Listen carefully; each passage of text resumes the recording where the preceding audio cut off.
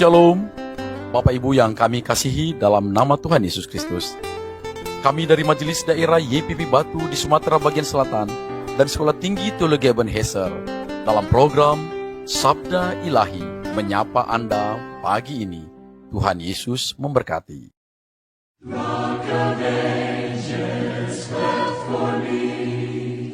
Let me hide myself in thee. Let the water and the blood from thy ravens I wish flow be a sin the double cure. Save me from this guilt and Shalom, selamat pagi sahabat Sabda Ilahi. Kembali lagi bersama kami di MD YPPI Batu Sembaksel. Kita akan kembali merenungkan kebenaran firman Tuhan dari Mazmur pasal yang ke-23 ayatnya ke-6. Dengan demikian, kebajikan dan kemurahan belaka akan mengikuti aku seumur hidupku, dan aku akan diam di dalam rumah Tuhan sepanjang masa. Di bawah satu tema, mengikuti Tuhan dikejar anugerah. Sahabat Sabda Ilahi, ayat ini adalah puncak pengakuan iman dari Daud setelah ia menguraikan bagaimana Tuhan memimpin, memuliakan, dan melindunginya sebagai gembala yang baik. Di sini Daud menyatakan keyakinan penuh bahwa kebaikan Allah yang aktif dan kemurahan kasih setia Tuhan yang tidak pernah berhenti akan selalu mengikutinya. Kata mengikuti berasal dari bahasa aslinya mengandung, artinya mengejar dengan gigih seperti seorang gembala yang berlari mengejar dombanya yang tersesat. Artinya, anugerah Allah bukan sekedar hadir di sekitar kita, tetapi mengejar kita dengan kasih yang tak kenal lelah. Namun, sahabat Sabda Ilahi, jangan salah paham, janji ini bukan untuk semua orang secara otomatis, melainkan bagi mereka yang hidup dalam persekutuan dengan Sang Gembala. Banyak orang Kristen di zaman ini ingin menikmati kebajikan dan kemurahan Tuhan, tetapi enggak berjalan bersamanya. Mereka mau dikejar berkat, tetapi lari menjauh dari Tuhan. Mau hidup nyaman di rumah Tuhan, tetapi lebih betah tinggal di kemah dosa. Kita tidak bisa mengklaim Mazmur 23 ayat 6 ini sambil memelihara kebiasaan yang melawan Dia.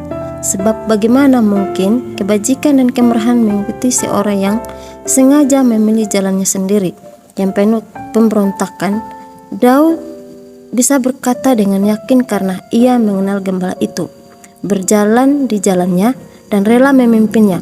Inilah teguran keras bagi kita. Jangan jadikan ayat ini sekedar mantra berkat tanpa hidup dalam ketaatan. Makna rohaninya lelah dalam kelam maupun di padang yang hijau. Aplikasinya praktis sahabat Sabda Ilahi. Jika kita mau kembali ke jalan yang benar dengan menetap dan rumah Tuhan bukan hanya di hari Minggu, tetapi setiap hari dalam kesetiaan. Tantangannya bagi kita adalah apakah kita benar-benar tinggal dalam rumah Tuhan ataukah hanya sekedar mampir ketika butuh pertolongan. Sebab diam di dalam rumah Tuhan sepanjang makan bukan sekedar berbicara tentang surga kelak, tetapi juga tentang hidup yang sekarang berpusat pada hadiratnya.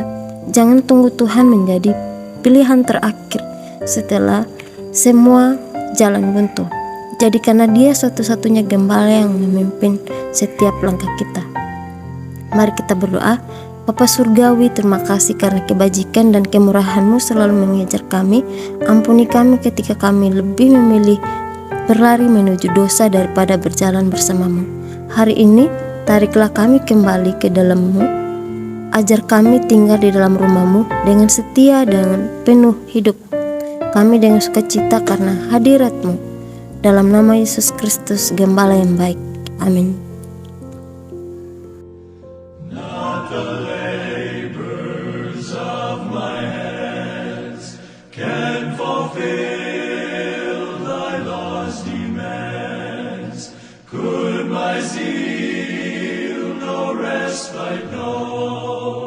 Could my tears forever flow, all for